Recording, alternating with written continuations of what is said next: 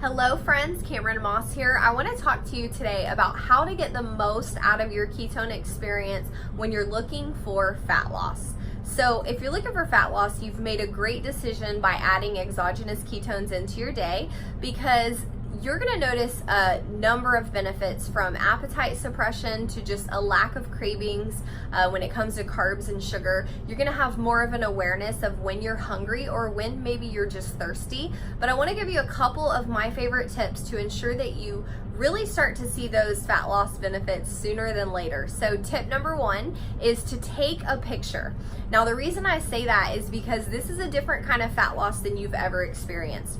If you don't take a picture and you don't see the scale move, you're probably gonna miss it, because a lot of people, due to the fact that it's actually fat loss and you're preserving muscle, you may not see a change in the scale. I personally went down 3 pant sizes in my first 12 weeks. However, the scale actually went up a couple pounds. So I'm so grateful that I was able to notice the change in my clothes and not just pay attention to the scale, because remember, the scale can be our own worst enemy. So go ahead and push the scale to the side. Let's focus on what you notice in your clothing and also in those pictures that you're gonna take. So that's my first tip, is take a picture.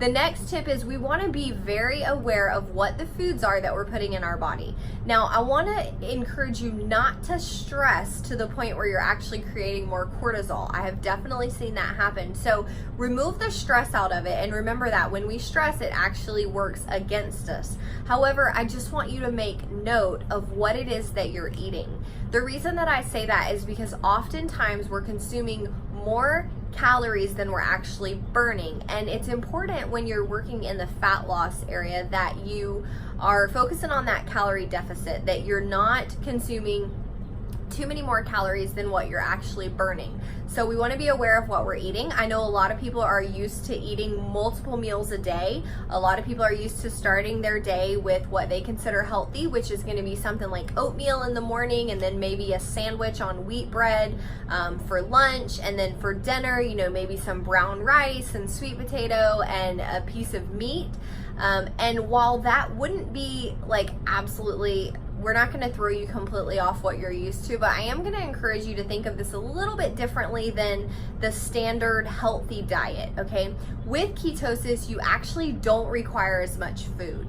When you consume your ketones, and these ketones actually go in as cellular fuel, your cells are fulfilled. They're filled with energy. They have what they need to get you through the next number of hours. So you don't have to eat so many times a day and with a snack in between. So I'm gonna encourage you to do only 2 meals a day at the most.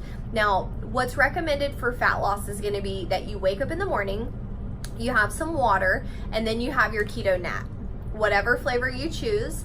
If you're a coffee drinker, you can have your coffee. Make sure that you're not putting sweetened creamer in it. Make sure if you are using a sweetener that it's one that is not containing chemical sweeteners. So it's very important that you check the labels on that. I do have a list of sweeteners that would be okay to use over on my blog page at flketo.com. So you want to make sure that you're using a sweetener that is either erythritol or Swerve. If you're using stevia, make sure it doesn't contain sugar. A lot of the stevias do contain sugar. So you want to make sure that you really look at what that sweetener is that you're using. And then if you just want to lighten it up with some cream, you could do a splash of heavy cream, and that should get you right to where you want to be.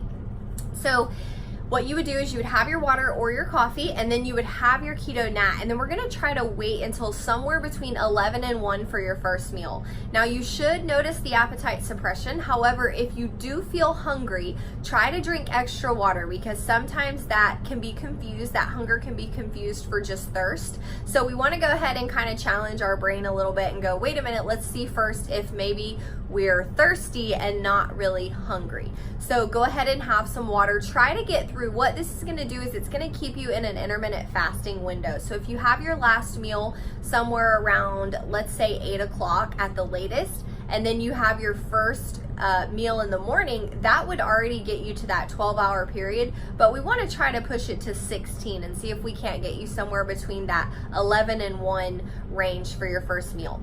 Now, when you have your first meal, you're just going to have something light, something clean. You could maybe have a little bit of protein and a salad or some veggies. You could have let's say a ham roll with pickle and cream cheese. You could have a piece of meat and some veggies. You could have wings. You could have a burger without the bread. Basically, we want to eliminate the 5 whites, which are bread, rice, pasta, potato, and sugar. So essentially anything that's not in that category would be okay for you to have for lunch. Now, we do know that some of our veggies contain a higher number of carbs, but we're not going to worry too much about that right now starting out. We're just going to focus on not having those really heavy white carbs, okay? So you'll have your lunch, and then midday, if you're going to use your second keto, if you're doing the 2 a day, go ahead and have your non-caffeine keto for a midday snack.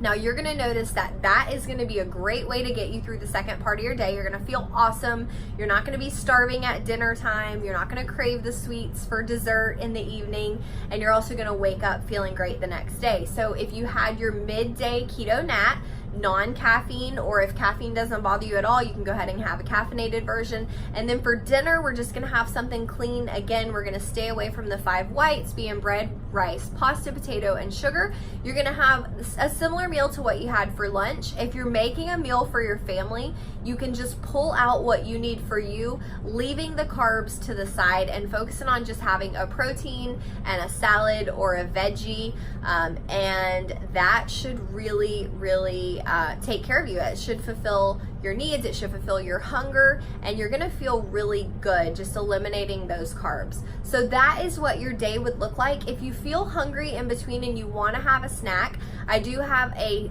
keto-friendly snack list that we can share with you. Just reach out and we'll send that to you, or you can grab it off the blog at flketo.com. But just to give you an idea of what that could look like, it could be maybe a little bit of lunch meat, a little bit of cheese. We don't wanna go too crazy on the dairy.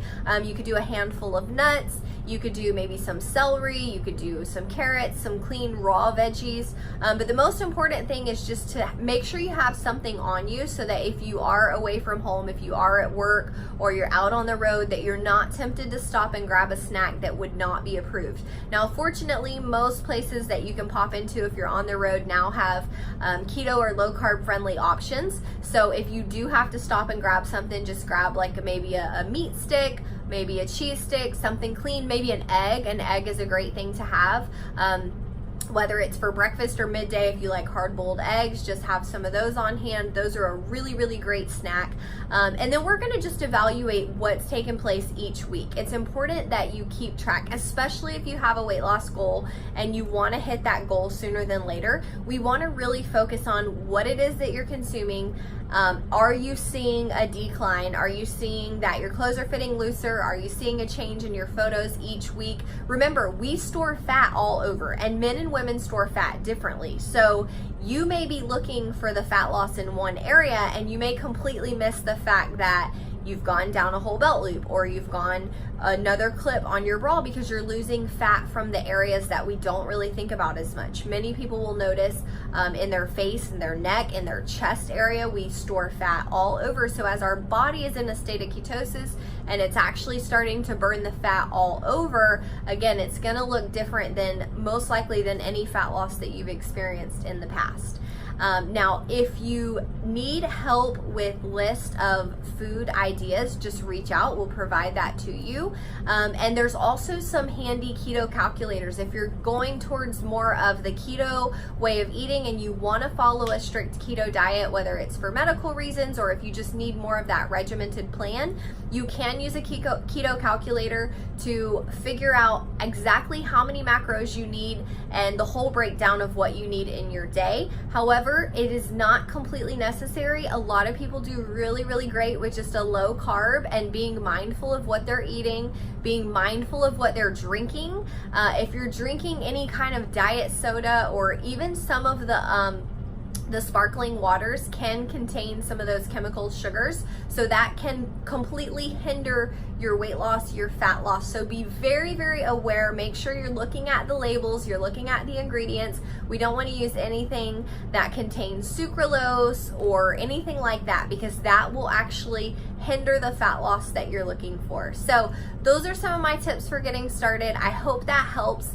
Please keep in touch. Let's communicate weekly with your keto coach to look over your week and see what you noticed, and ensure that each week you're seeing more and more working you towards the results that you desire. Take care. We'll talk soon.